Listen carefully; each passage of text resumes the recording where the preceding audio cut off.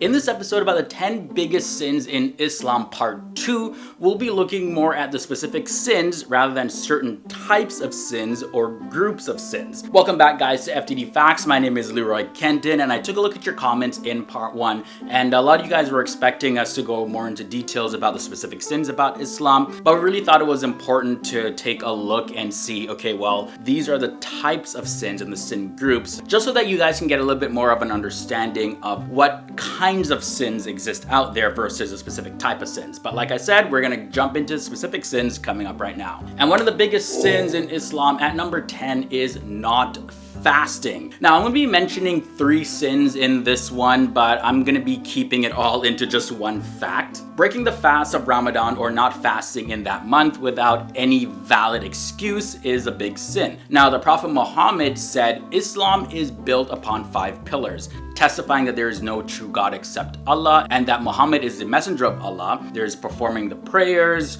paying the zakat, Hajj, which is a pilgrimage to Mecca, as well as fasting during the month of Ramadan. And that's found in the Hadith Sahih al-Jami number 2837. Now the sin coming in at number 9 is dishonoring parents. And there's a passage in the Quran, specifically in Surah 7 verses 23, and it says this: "And your Lord has decreed that you not worship except Him, and to parents good treatment, whether one or both of them reach old age, while with you say not to them so much as oof, and do not repel them, but speak to them a noble word." I mean, that kind of goes without saying, they are your parents for the most part, do your best to honor them. I know sometimes it's easier said than done, but yeah, that's another big sin in Islam. The next sin at number 8 is cutting off relationships. Now this was a pretty surprising one, and as a matter of fact in the Quran, Surah 47 verses 22 to 23, it says, "So would you perhaps, if you turned away, cause corruption on earth and sever your ties of relationship? Those who do so are the ones that Allah has cursed, so He deafened them and blinded their vision." Now of course this, like every other verse, needs to be taken into context, but this is one of the verses that Muslims use to show that, well, yeah, cutting off relationships like this really causes corruption on the planet.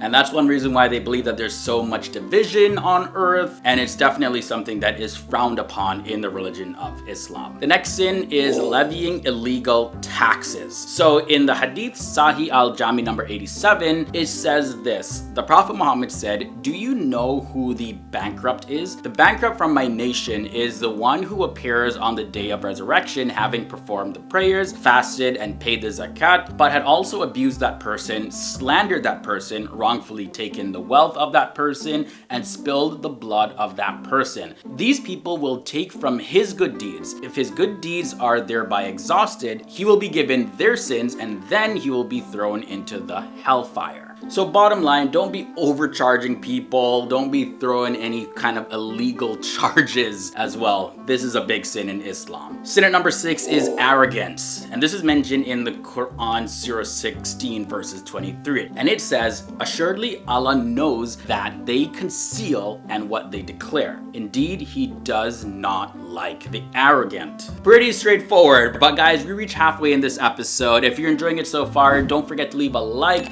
as well as if this is your first time here to the channel, be sure to hit that subscribe button and ring that bell. Make sure that you set it so that you can receive all our notifications, and that way you won't miss any of our daily episodes. So we got 5 more sins to take a look at. At number 5, we have slandering women, and this is mentioned in the Quran, specifically in Surah 24 verses 23, and this is what it says: "Indeed, those who falsely accuse chaste, unaware, and believing women are cursed in this world and the hereafter, and they will have a great punishment." Next up at number 4, we are looking at the sin of bribery. Now the Quran talks about this in Surah 2 verses 188. It says, "And do not consume one another's wealth unjustly or send it in bribery to the rulers in order that they might aid you to consume a portion of the wealth of the people in sin while you know it is unlawful." So avoid all kind of bribes. If you know something is like really wrong and illegal and just inhumane, don't be accepting money from it.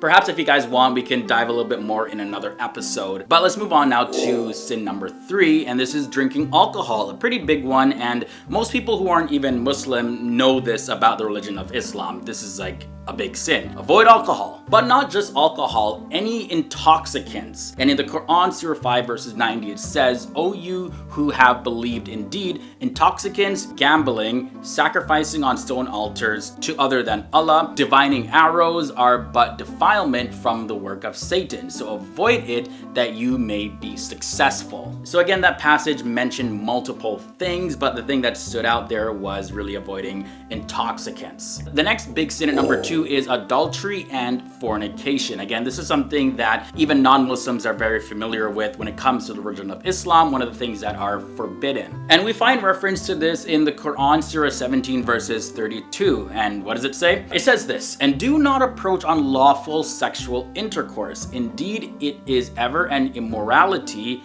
and is evil as a way." And we reached number 1 in this episode. Now, this is one that a lot of people don't necessarily take into consideration, but it's a sin of committing suicide. This is also a very big one in the religion of Islam. In the Quran, Surah 4 verses 29, it says this, "O you who have believed, do not consume one another's wealth unjustly, but only in lawful business by mutual consent.